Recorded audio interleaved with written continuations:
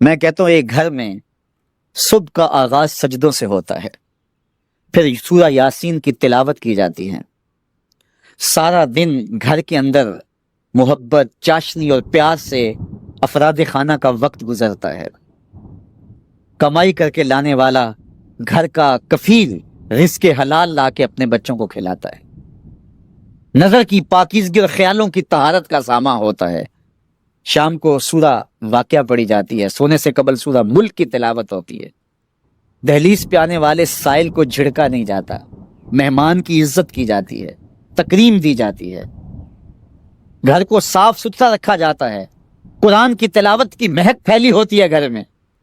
گھر کے اندر درخت پر 100 الو بھی بیٹھ جائیں اس گھر میں بربادی نہیں آئے گی، اور ایک گھر میں اللہ کے حکموں کو توڑا جاتا ہے،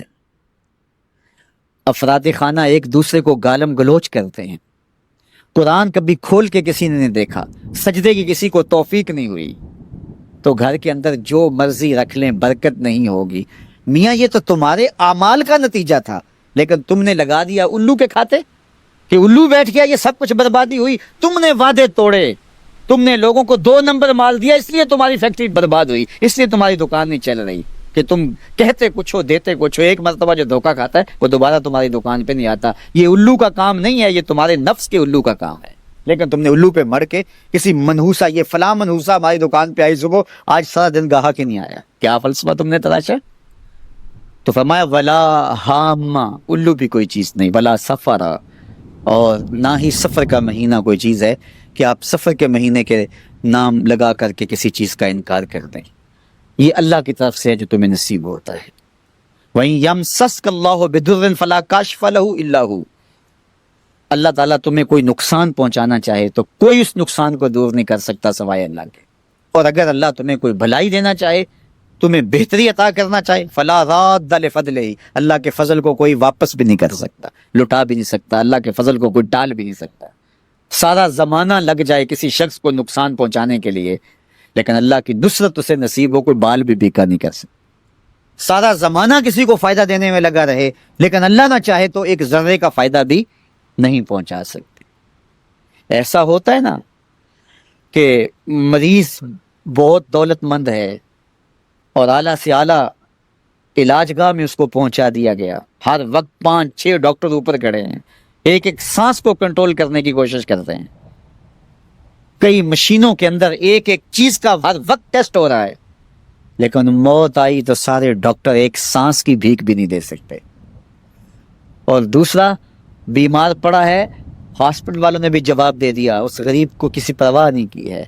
اس کو باہر جھاڑے میں پھینک دیا، میرا مالک شفا دینا چاہے تو اسے عطا کر دے۔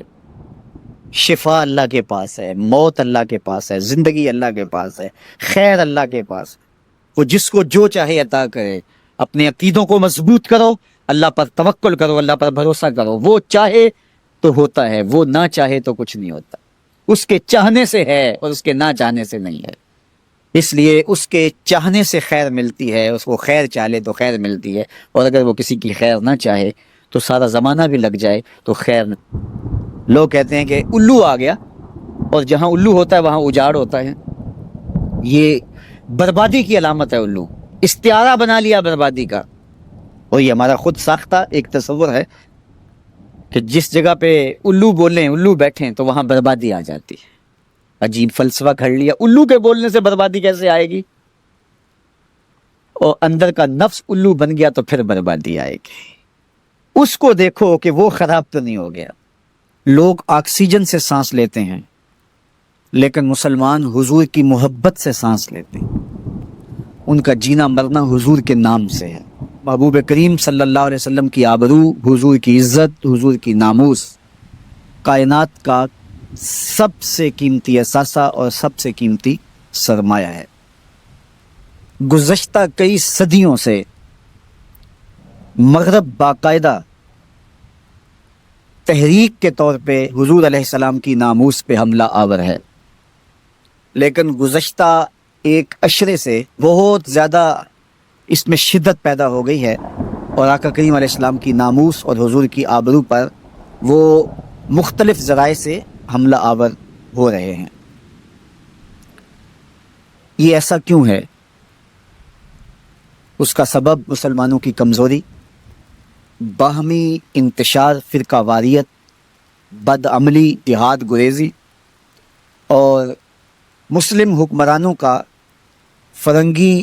روحوں کے سانچے میں ڈھل جانا اور ان سے غیرت، حمیت کا ختم ہو جانا ہے۔ وہ ہمیں اس پوزیشن میں لانا چاہتے ہیں کہ ہم اس کو گوارا کر لیں اور اس کو برداشت کر لیں، اور امت اگر اس کو گوارا کر لیتی ہے تو پھر اس کا وجود مٹ جاتا ہے۔ 56-57 اسلامی ملکوں کے حکمران بے غیرتی کی چادر اوڑے سوئے ہوئے ہیں۔ اس کمزور حالت میں بھی اگر یہ کھڑے ہو جاتے ہیں تو ہالینڈ کو جرأت نہیں ہو سکتی کہ وہ کوئی خاکہ تراش لے۔ لیکن بدبختی یہ ہے کہ 56-57 اسلامی ملک، 2.25 ارب آبادی کے حکمران، یہ ایک چھوٹی طاقت نہیں ہے، بہت بڑی طاقت ہے، لیکن اس کے باوجود یہ خواب خرگوش کے مزے لے رہے ہیں اور اتنا بڑا حادثہ ہونے جا رہا ہے اور یہ خاموشی کی چادر اوڑے ہوئے۔ اب یہ کیسے جاگیں گے؟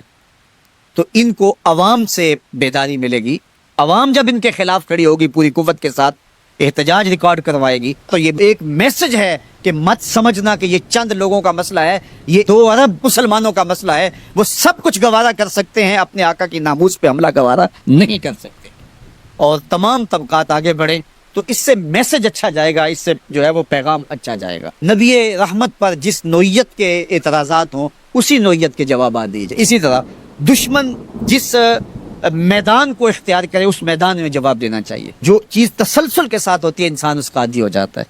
تو مغرب یہ سوچتا ہے کہ اس تسلسل کے ساتھ اہانت رسول کرو کہ یہ مسلمان عادی ہو جائیں، اور جب یہ عادی ہو جائیں گے اور اس کو بھی اگر یہ برداشت کر لیتے ہیں تو بطور مسلم ان کا وجود ختم ہو جائے گا۔ لہٰذا یہ بار بار اس لیے کر رہے ہیں،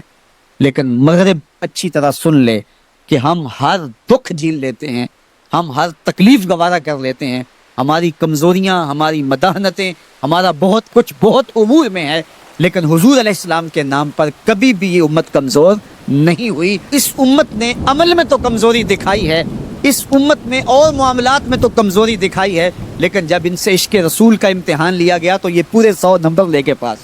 تو اس لیے مغرب کو اپنی ان حرکتوں سے، ان مکروہ حرکتوں سے باز آنا چاہیے، اور ہمارے حکمرانوں کو غیرت کا سبق پڑھنا چاہیے، اور پوری طرح کھڑے ہونا چاہیے، اور پوری طرح قوت کے ساتھ میدان عمل میں